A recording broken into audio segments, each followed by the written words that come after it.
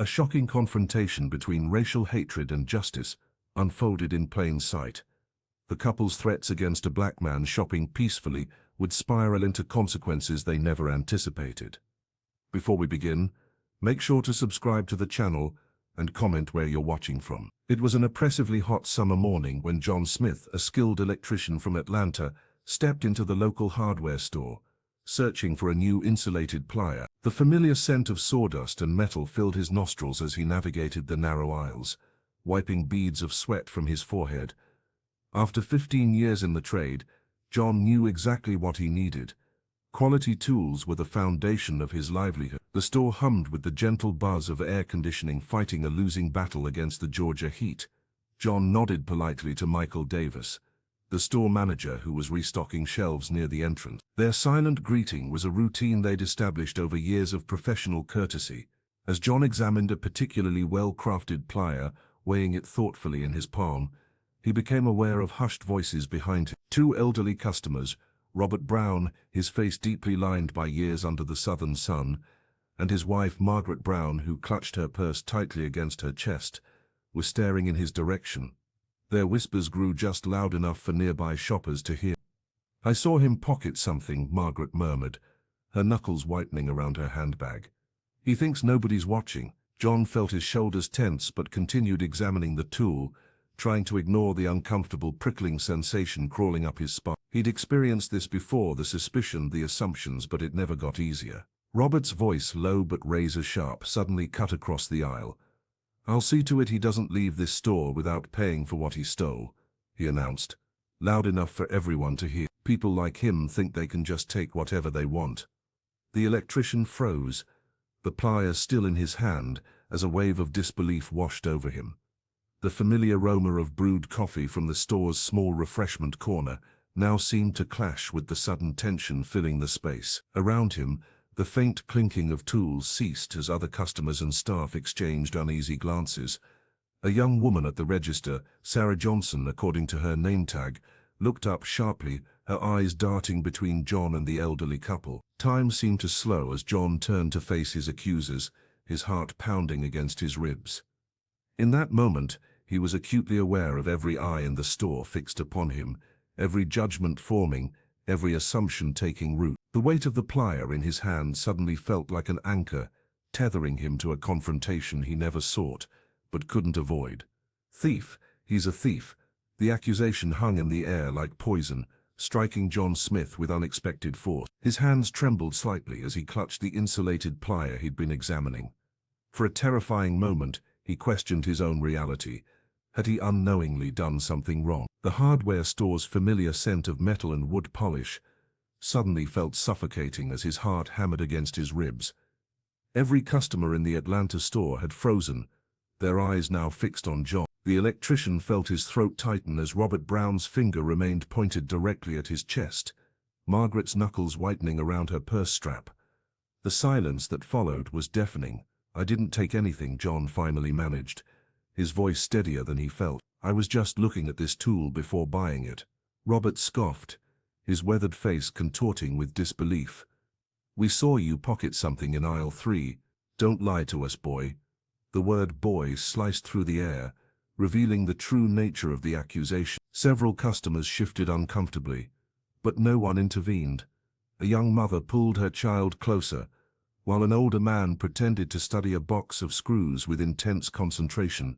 From behind the counter, Michael Davis observed the scene with a grim expression. The store manager recognized the ugly pattern unfolding.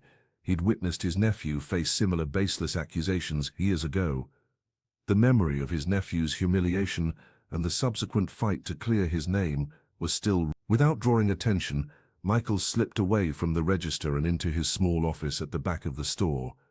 The room was cramped but functional, dominated by a desk with 3 monitors displaying different angles of the security feed. His fingers moved swiftly across the keyboard, rewinding the footage to track John's movements through the store. The manager's eyes narrowed as he followed the electrician's path through each aisle. Then he noticed something else. The Browns hadn't been shopping at all. They had been following John from the moment he entered, watching his every move with suspicious glares. Michael leaned back in his chair, a mixture of anger and determination settling in his chest. The footage showed exactly what he suspected. John had done nothing wrong. The Browns, however, had orchestrated this confrontation deliberately. "Not on my watch," Michael muttered, downloading the relevant clips to a flash drive. He'd seen too many good people destroyed by false accusations. This time he had irrefutable evidence to protect an innocent man. As he headed back to the sales floor, Michael prepared himself for the confrontation ahead.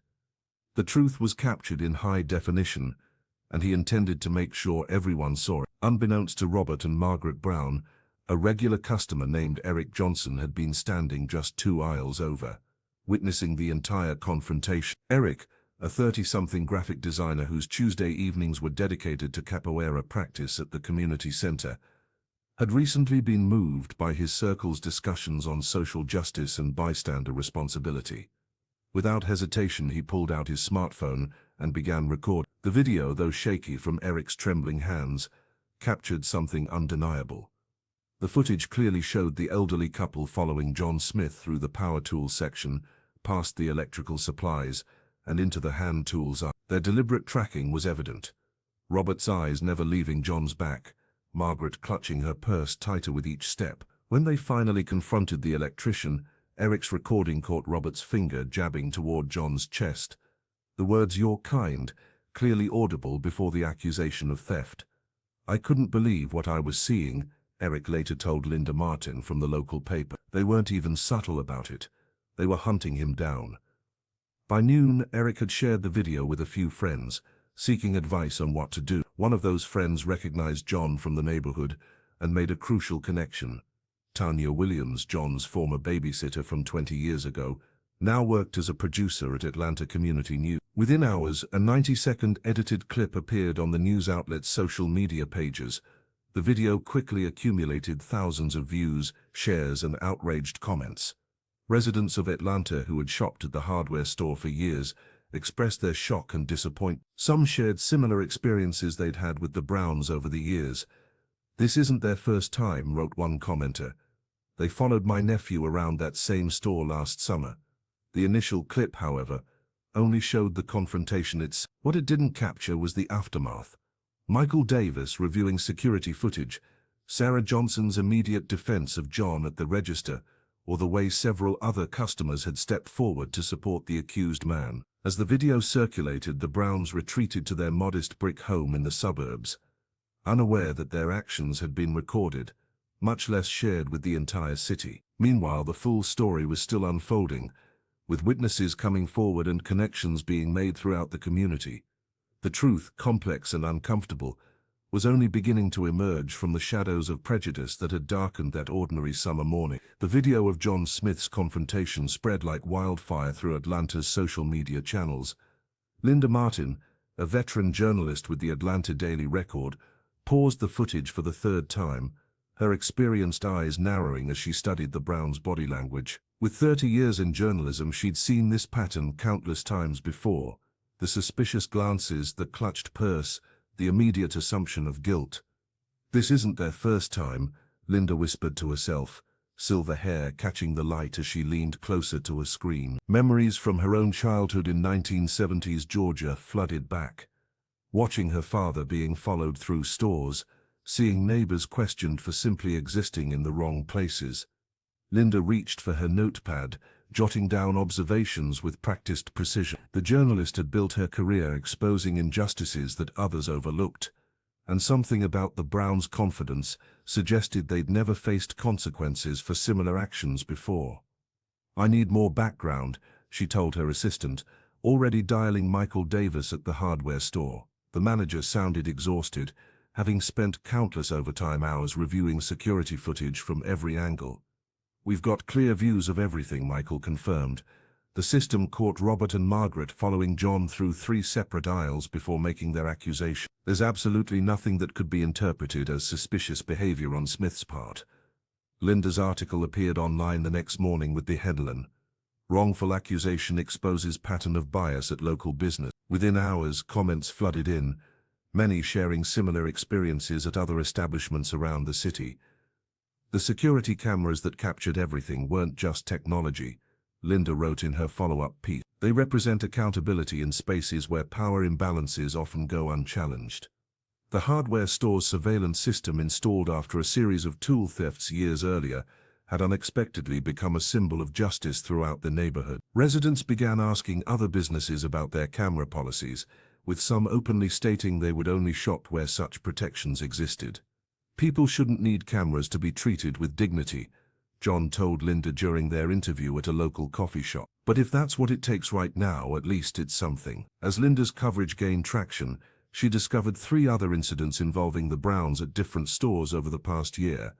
None reported, all quietly settled with embarrassed managers who simply wanted the problem to disappear. Silence protects the wrong people, Linda typed, finishing her 3rd article on the incident. She paused, remembering her father's words from decades ago. The truth doesn't need much help, just someone brave enough to speak it out loud. The community's response was swift and unified. Within 48 hours of Linda Martin's article hitting the local paper, a wave of solidarity swept through Atlanta's neighborhoods. The Browns found themselves escorted back to the hardware store by members of the Community Watch program, a grassroots initiative staffed primarily by retired traffic officers and concerned residents who had taken an interest in neighborhood safety. Robert and Margaret Brown walked stiffly through the same doors where they had made their accusation, Margaret's knuckles white as she clutched her purse even tighter than before. Michael Davis had prepared the back office, normally used for inventory counts, as a makeshift interview room. The store manager's face remained professionally neutral, though his eyes betrayed his disappointment in the elderly couple. "We have the security footage ready for review," Michael explained, gesturing to a small monitor on his desk. "And several witnesses have provided statements." As the Browns gave their account, now considerably less confident than their initial accusation, John Smith watched from the break room, a cup of untouched coffee growing cold between his palms. This small victory should have felt more significant, yet something hollow lingered in his chest. "You doing okay?" Sarah Johnson asked, sliding into the chair beside him. The cashier had been one of the first to speak up in his defense. John nodded, but couldn't find words to match the gesture.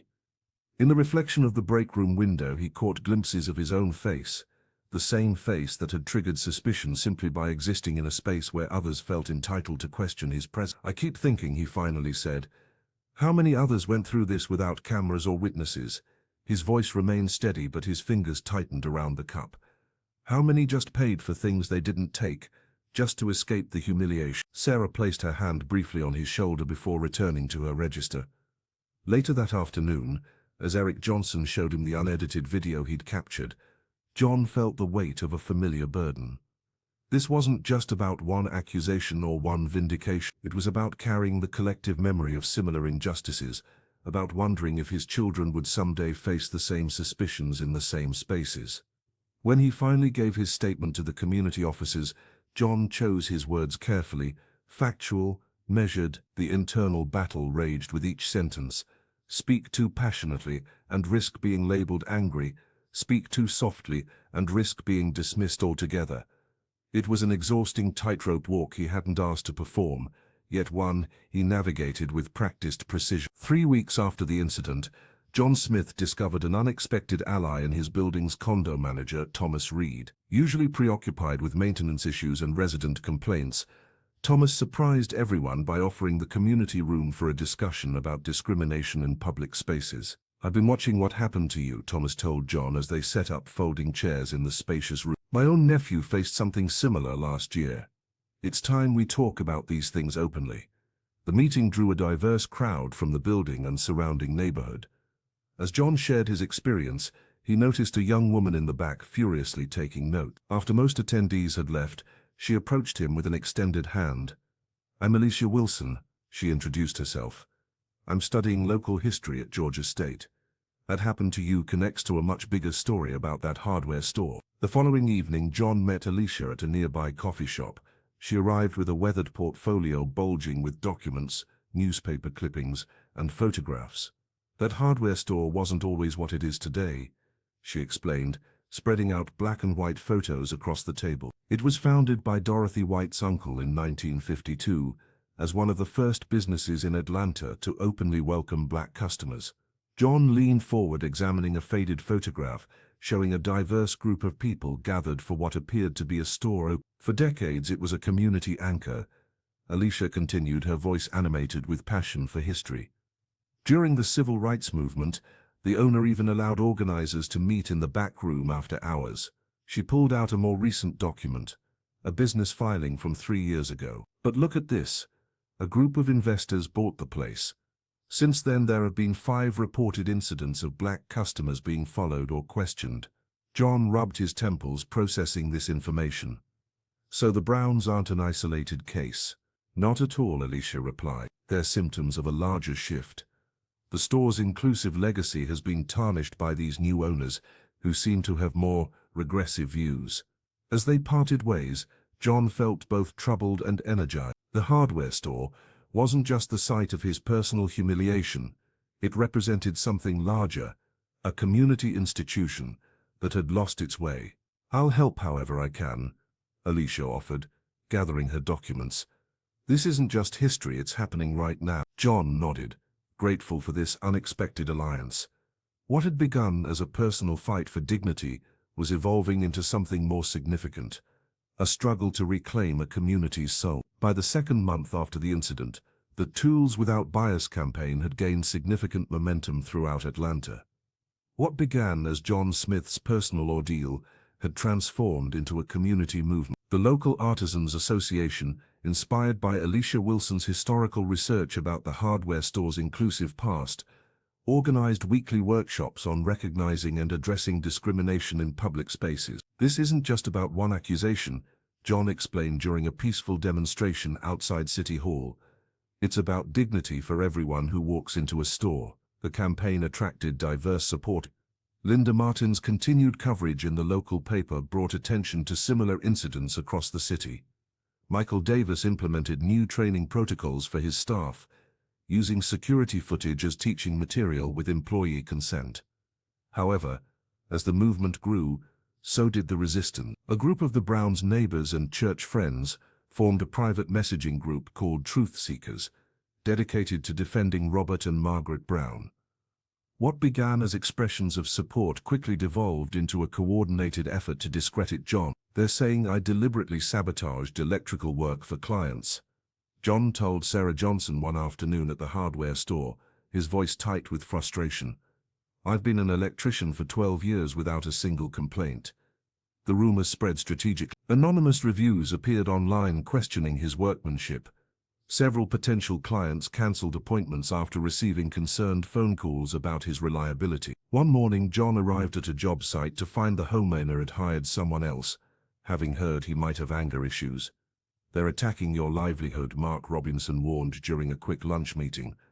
This is textbook character assassination. The electrician found himself checking his phone constantly, dreading each notification.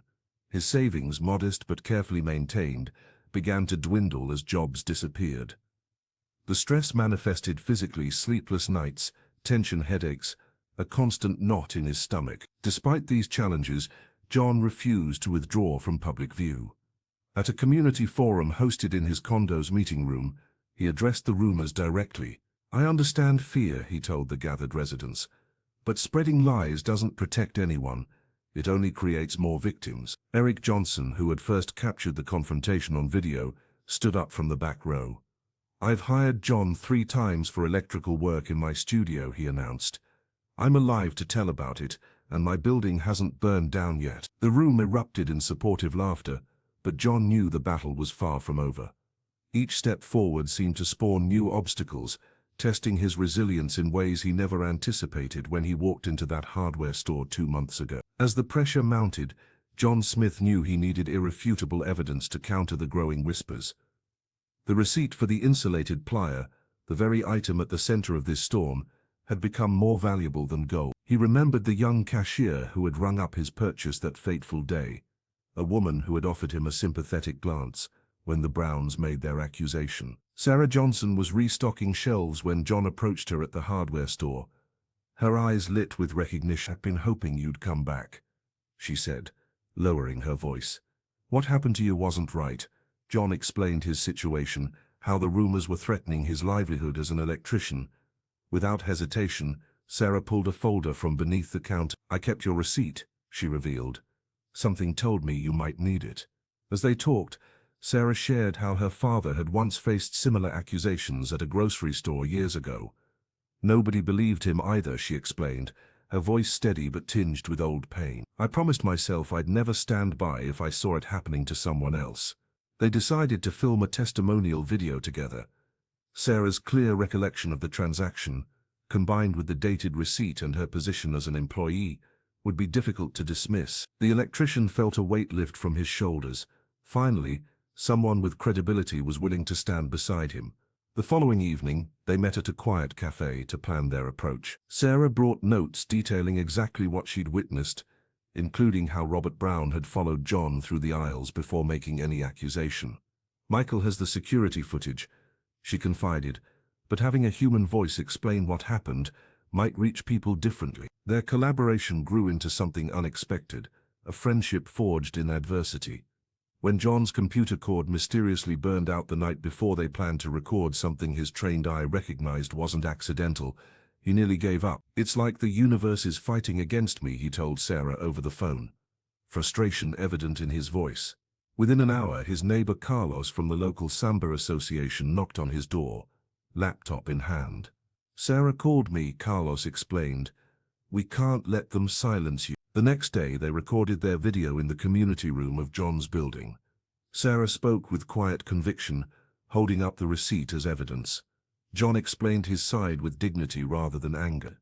They uploaded it immediately, determined that their message would reach beyond whispers and rumors. "Truth has a way of surfacing," Sarah said as they finished. "Even when some people try to bury it." 4 months after the incident at the hardware store, the tide began to turn dramatically. Inside Atlanta's City Hall, the marble floors echoed with footsteps as residents filed in for the monthly public meeting. Councilman David Williams, known for his meticulous attention to community concerns, stood at the podium with a folder of testimonies collected from the recent community night at John's condominium building. "What happened to John Smith isn't isolated," the councilman announced, his voice carrying across the chamber. "It represents a pattern we can no longer ignore." He proposed mandatory anti-racism training for all local businesses, using John's experience as a compelling case study. John sat in the third row, his fingers nervously tapping against his knee. Michael Davis, who had closed the store early to attend, offered an encouraging nod from across the aisle. The electrician hadn't planned to speak today, but as Williams called his name, he found himself walking toward the microphone. Standing before the assembly of business owners, community leaders, and ordinary citizens, John felt a war raging inside him. The memory of Robert Brown's accusation still burned fresh in his mind, the elderly man's words cutting deeper than any tool in his kit ever could.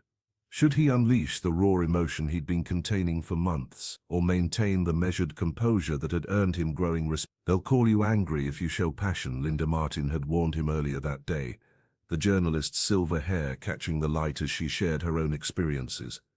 "But sometimes that's exactly what people need to hear." John gripped the podium, feeling the weight of every eye in the room.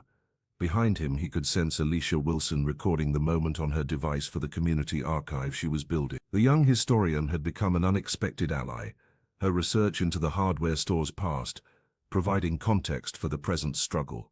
"I came to buy a tool," John began, his voice steady despite his racing heart. "I left carrying something much heavier." As he described the humiliation of being followed, accused and scrutinized, the chamber grew silent. Even the usual shuffling of papers ceased. John carefully balanced emotion with facts, recounting how the Browns had targeted him without provocation, how the security footage had vindicated him, and how the community had rallied in response. "This isn't just about me," he concluded. "It's about who we want to be as neighbors, as a city." When he finished, the applause began tentatively, then swelled. David Williams nodded approvingly. The council would vote next week, but the momentum was clear. Something fundamental had shifted in the room and in John himself. John found his voice at the podium, his fingers gripping the wooden edges as he spoke. Rather than choosing between raw emotion or clinical facts, he wove them together into a tapestry of truth that resonated throughout the chamber. His voice, steady yet charged with conviction, carried to every corner of the room, "What happened to me at that hardware store could happen to any of us," John Smith said, describing not just the accusation, but the visceral feeling of having dozens of eyes turned toward him with suspicion. "It's not just about one incident, it's about dignity in everyday spaces." The applause began tentatively, a scattered, uncertain sound. But as John continued, sharing how the community had rallied around him, the clapping grew stronger. David Williams, seated in the front row, nodded encouragingly.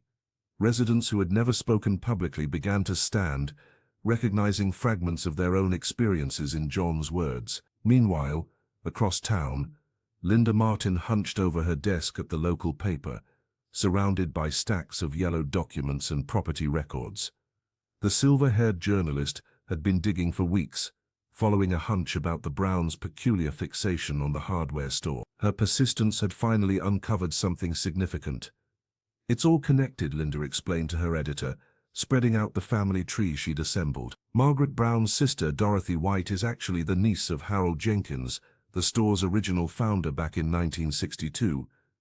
The revelation explained the Browns' territorial behavior, but there was more. Linda discovered that the extensive security system, the very cameras that had captured the confrontation with John, had been installed decades earlier after a series of valuable antique tool thefts. Harold Jenkins had insisted on documentation of every corner of his establishment, a practice Michael Davis had maintained and upgraded over the years. "The irony is remarkable," Linda wrote in her draft. "The very surveillance system installed by Margaret Brown's family to protect against theft has now become the instrument of justice in exposing false accusations." When Linda's article hit the morning edition, it sent ripples through Atlanta. The hardware store, once simply a local business, had transformed into a symbol of accountability. Community members began referring to the cameras that see truth, a phrase that appeared on handmade signs at the next city council meeting. For John, this new information strengthened his resolve. What began as a personal fight for his reputation had evolved into something larger, a movement for transparent, community-driven justice that transcended his individual experience. As he read Linda's article in his apartment that evening, he felt a strange sense of gratitude for the cameras that had witnessed his truth when human eyes had failed. 5 months after the incident, John Smith's fight for justice took an unexpected turn. A popular rideshare driver with a substantial following published a scathing blog post, claiming John was merely seeking attention rather than genuine change. "Another black man milking the media for sympathy instead of working toward real solutions," the post declared, garnering hundreds of shares within hours. John sat at his kitchen table, staring at his phone in disbelief. The accusation stung worse than he anticipated. After months of speaking at community meetings and organizing workshops, this public attack threatened to undermine everything he'd built. That evening, his phone rang. It was Mark Robinson, an old school friend he hadn't spoken to in years. "I saw what they're saying about you," Mark said. "I'm a civil rights attorney now. Let me help." The next day, they met at a small cafe near the hardware store. Mark, dressed in a crisp suit that contrasted with John's work clothes, listened intently as the electrician recounted the entire ordeal. "This isn't just defamation from the blogger," Mark explained, sliding a notepad across the table. "The Browns' accusations have damaged your reputation and livelihood. We have grounds for a lawsuit." John hesitated. "I don't want money, I just want the truth acknowledged." "Sometimes," Mark replied, "the legal system is the only language some people understand." Within 2 weeks they filed a defamation lawsuit against both the blogger and the Browns. The community reaction was immediate. Linda Martin covered the story in the local paper, framing it as a necessary step toward accountability. The lawsuit produced results faster than anyone expected. Rather than face a prolonged legal battle, the Browns' attorney proposed a community reconciliation hearing. The venue would be symbolic, the very hardware store where the accusation had taken place. "It's perfect," Sarah Johnson told John when he stopped by the store to share the news. The cashier had kept not only his receipt, but detailed notes about that day. "Everyone should see them face you where it all started." Michael Davis, still managing the store, agreed to host after hours. "This store should be a place of healing, not just commerce," he said, remembering his nephew's similar experience years before. As John and Mark prepared their approach for the hearing, a sense of cautious optimism emerged. This wasn't just about clearing John's name anymore. It had evolved into something larger, a community demanding accountability from its members. "We're not just fighting for you," Mark told John as they reviewed their strategy. "We're fighting for everyone who's ever been wrongfully accused and never got their day in court." As the lawsuit gained momentum, John Smith found purpose in channeling his experience into something constructive. The Atlanta Electricians Safety Network began as a simple idea jotted on the back of a receipt during a sleepless night. Within weeks, it transformed into a series of hands-on workshops held in the community room of his condo building. "Document everything," John told the group of 12 young electricians gathered for his first session. "Your work, your interactions, your receipts, everything." He passed around a stack of small notebooks, each emblazoned with the network's hastily designed logo. The room smelled of coffee and determination as he demonstrated how to photograph completed electrical work and maintain digital records. Workshops grew organically, spreading through word of mouth. Sarah Johnson occasionally helped with registration, her cashier experience proving invaluable for keeping things organized. "My father would have benefited from something like this," she confided to John during a break. "Documentation saved you. It could save them too." Each Saturday morning, John rose before dawn to prepare materials, often sacrificing lucrative weekend jobs to make time for the session. The physical toll was considerable. His hands sometimes trembled from exhaustion as he demonstrated proper wiring techniques. But the emotional cost weighed even heavier. Recounting his experience at the hardware store reopened wounds that had barely begun to heal. By the third workshop, Alicia Wilson joined as a guest speaker, contextualizing John's experience within Atlanta's complex history of racial dynamics in trade professions. "What happened to John isn't isolated," she explained to the attentive face. "It's part of a pattern we can disrupt through community vigilance."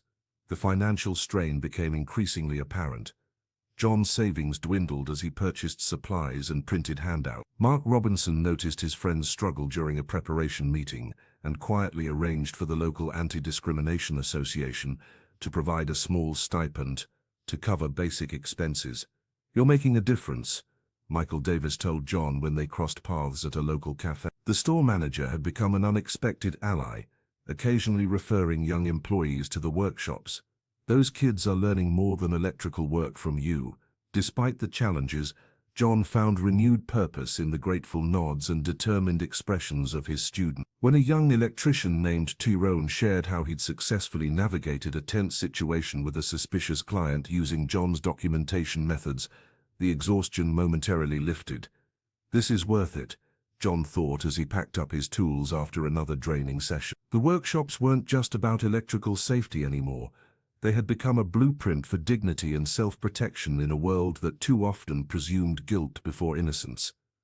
As the final hearing approached in the 6th month, John Smith had the quiet electrician who once simply wanted to purchase an insulated plier had become a voice for his community. His shoulders, once hunched defensively that fateful day in the hardware store, now stood straight as he prepared to testify. "I never imagined I'd be here," he confided to Sarah Johnson the evening before. The cashier squeezed his hand reassuringly, her presence a reminder of how many allies had emerged from this ordeal. The community center buzzed with anticipation as John took his seat before the judge. Faces both familiar and new filled the rows. Michael Davis sat near the front, his jacket carrying the faint scent of diesel from fixing the store's generator that morning. Alicia Wilson clutched her notebook, ready to document another chapter in the community's history. Even Councilman David Williams had made an appearance, his presence lending gravity to the proceedings. When John finally rose to speak, the room fell silent. His voice, steady and clear, painted a vivid picture of that summer morning 6 months ago.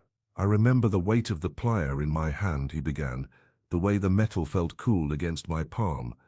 I remember checking the price tag twice, $17.49, and deciding it was worth it for quality tools." He described the sudden shift in atmosphere when Robert and Margaret Brown entered his aisle, the way Margaret's knuckles whitened as she clutched her purse closer to her body, the metallic groan of the floor tiles beneath their feet as they approached, the accusation that cut through the air like a knife. I felt sweat trickling down my brow, not from the heat, but from the shame of being watched, judged, condemned without cause. John continued, his words resonating with many who nodded in recognition of their own similar experiences. He recounted Michael's intervention, Eric Johnson's quick thinking with his smartphone, and the security footage that ultimately vindicated him. But most powerful was his description of the fear, the primal, instinctive fear that had coursed through him when he realized what was happening. It wasn't just about a tool, he explained, his voice dropping to nearly a whisper that somehow carried throughout the room. It was about my right to exist in that space without suspicion. As John concluded his testimony, a profound silence hung in the air. The judge, visibly moved, took a moment before continuing the proceedings. In that moment, John caught Linda Martin wiping away a tear, her silver hair catching the light as she nodded in solidarity. The electrician had become more than just a victim, seeking justice. He had become a mirror, reflecting truths many had long tried to ignore. The judgment day arrived with all the weight of a summer thunderstorm. Robert and Margaret Brown sat rigid in their chairs at the front of the hardware store, now transformed into an impromptu community courtroom. The fluorescent lights cast harsh shadows across their weathered faces as they confronted the mountain of evidence against them: security footage, witness testimonies, and the viral video that had captured their prejudice for all to see. Judge Eleanor Simmons, brought in from the county courthouse, delivered her verdict with measured authority. The evidence clearly demonstrates that John Smith committed no wrongdoing whatsoever, she announced to the packed room. The Browns' accusations were not only false, but appear to have been motivated by racial bias. The elderly couple seemed to shrink in their seats as the judge outlined their reparations: a public retraction of their accusation, a $2,000 donation to the local Anti-Discrimination Association, and mandatory attendance at 6 community listening sessions with those affected by similar discrimination.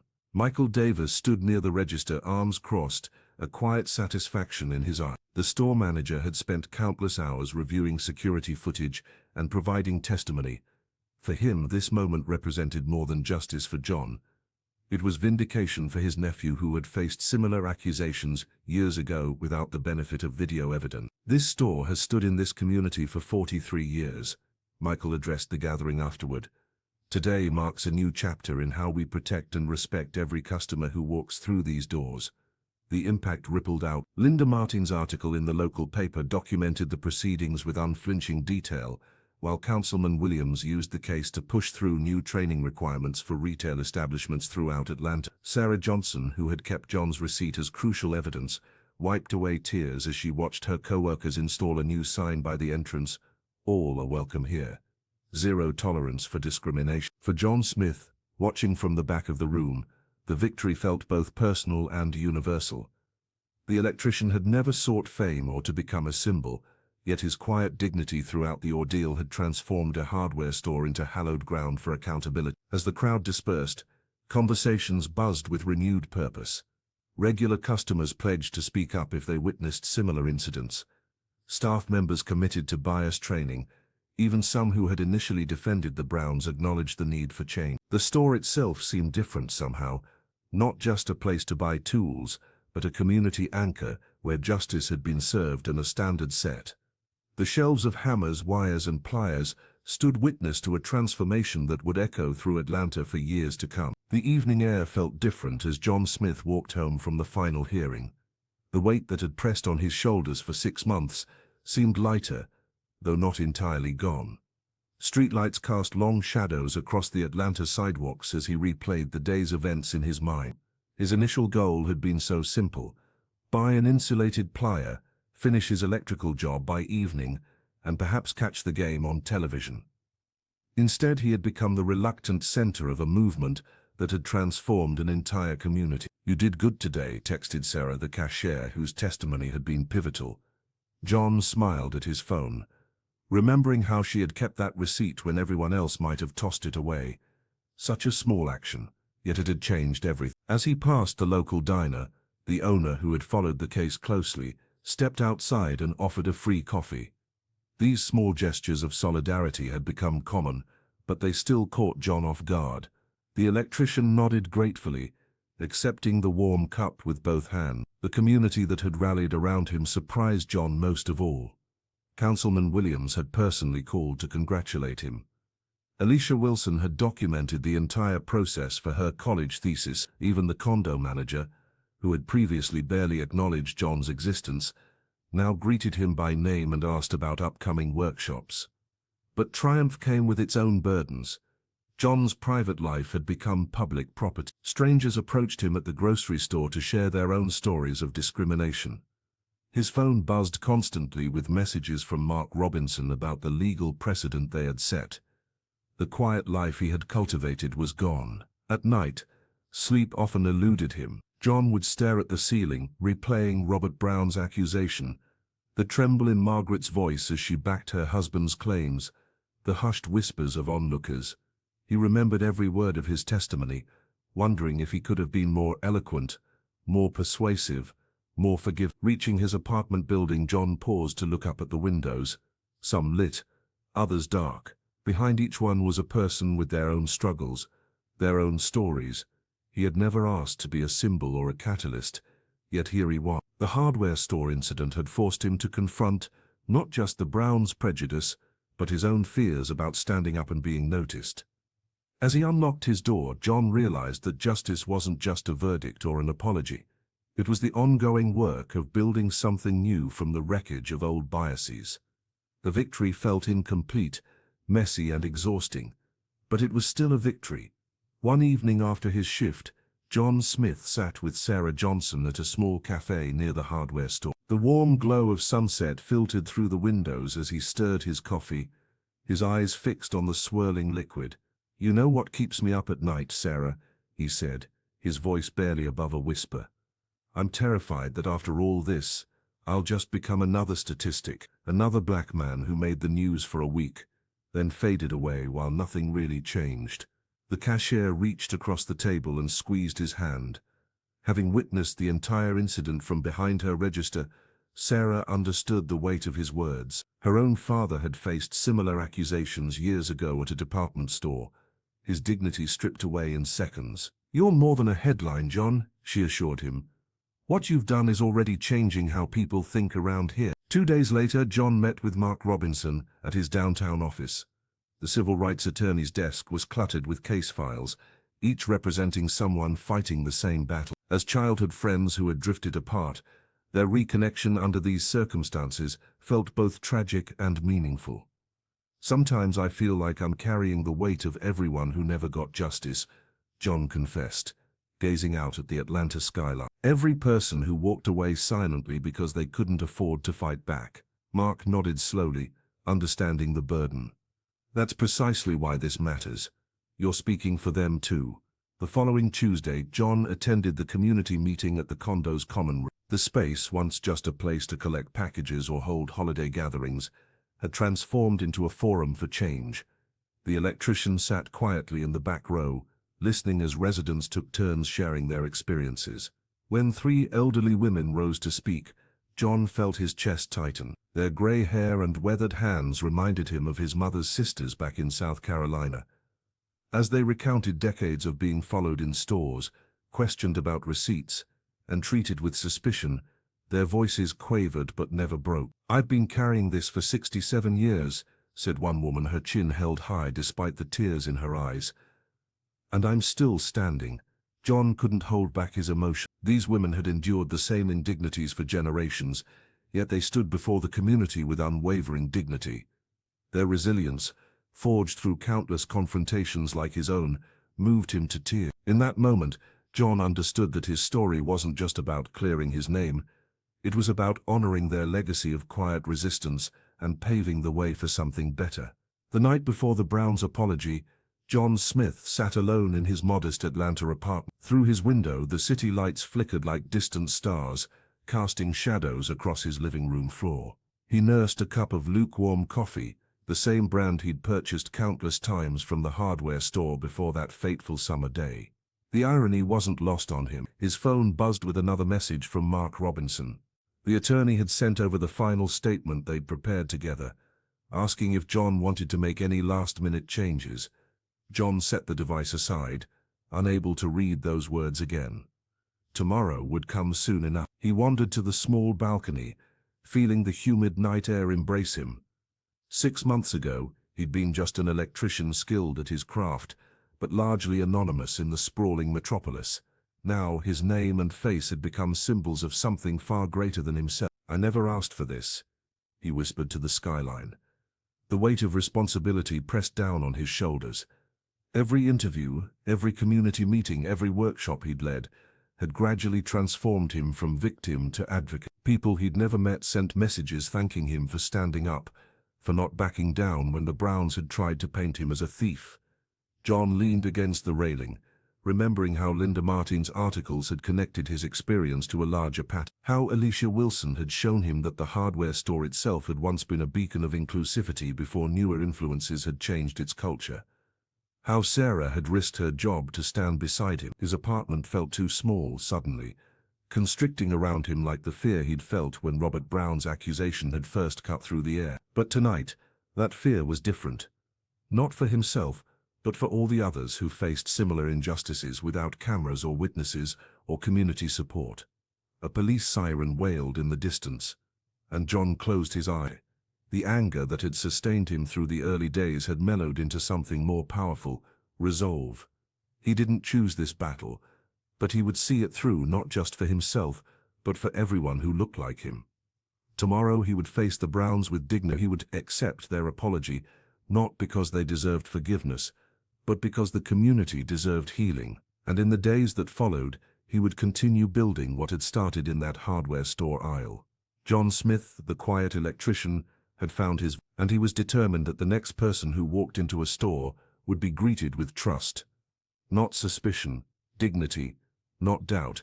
The community room of the hardware store had been transformed for this moment. Folding chairs arranged in a semicircle faced a small table where Robert and Margaret Brown now stood, their postures reflecting the weight of the occasion. The elderly couple appeared diminished somehow, Robert's weathered face drawn with tension, Margaret's fingers nervously working at the clasp of her purse. We were wrong," Robert Brown began, his voice barely audible above the steady hum of the air-conditioning unit. He cleared his throat and tried again.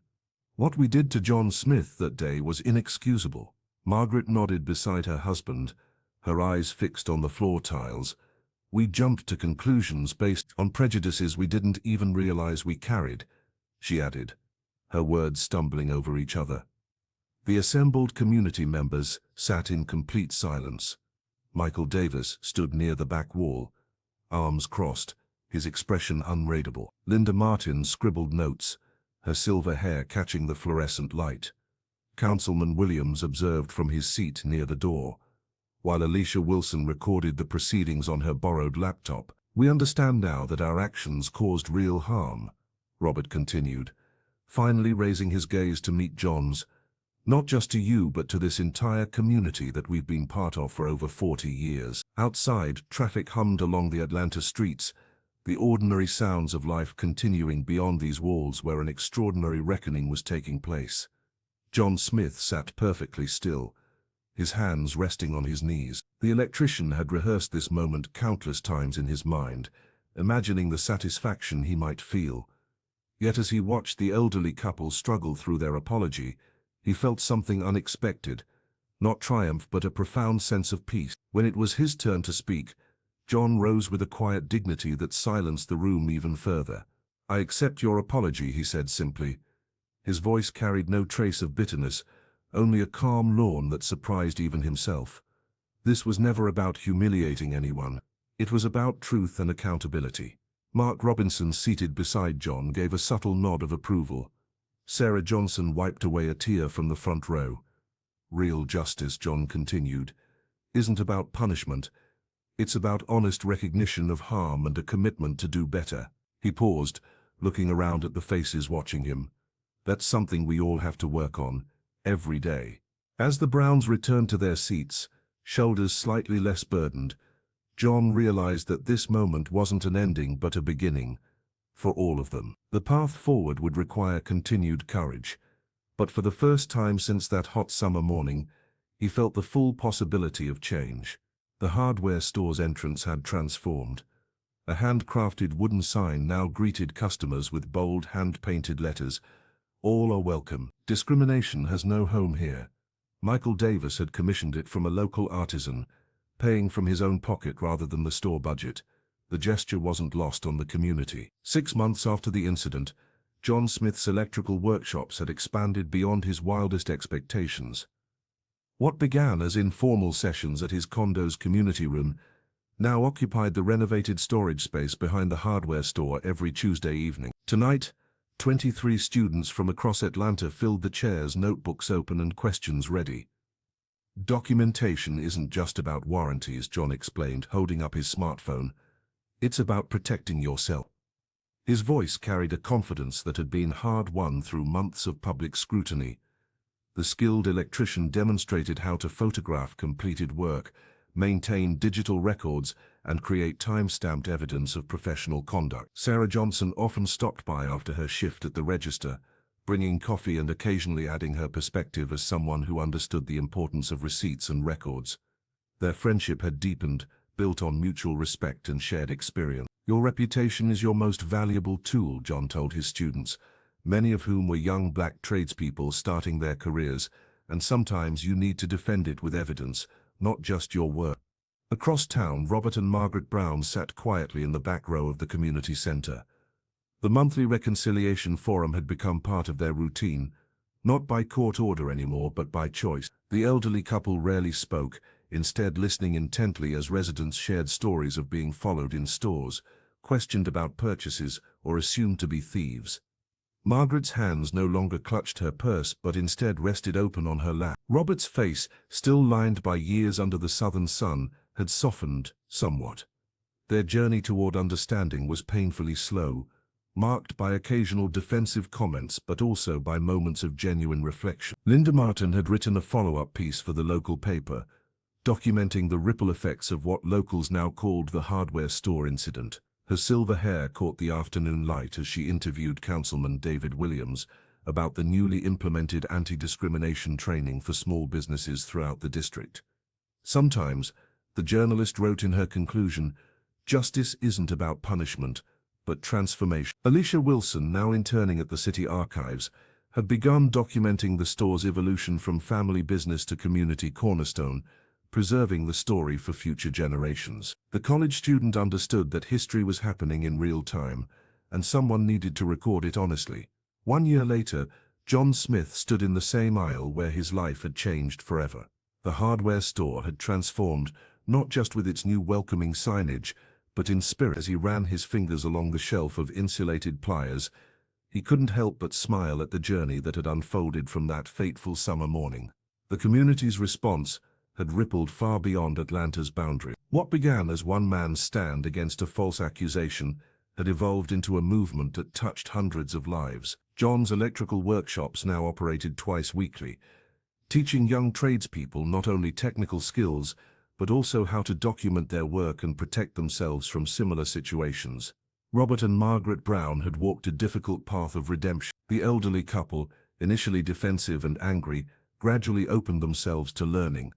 They now volunteered at community forums, their testimonies serving as powerful reminders of how deeply ingrained biases could harm innocent people. Margaret had even tearfully revealed how her family's history with the store had colored her perceptions, a confession that helped many understand though not excuse her actions. Michael Davis had instituted new training protocols for all store employees, making the hardware store a model for businesses throughout the district. The manager's commitment to fairness had earned him recognition from Councilman Williams, who successfully implemented anti-discrimination training requirements for local businesses. Sarah Johnson, whose quick thinking to preserve the receipt had been crucial, had been promoted to assistant manager.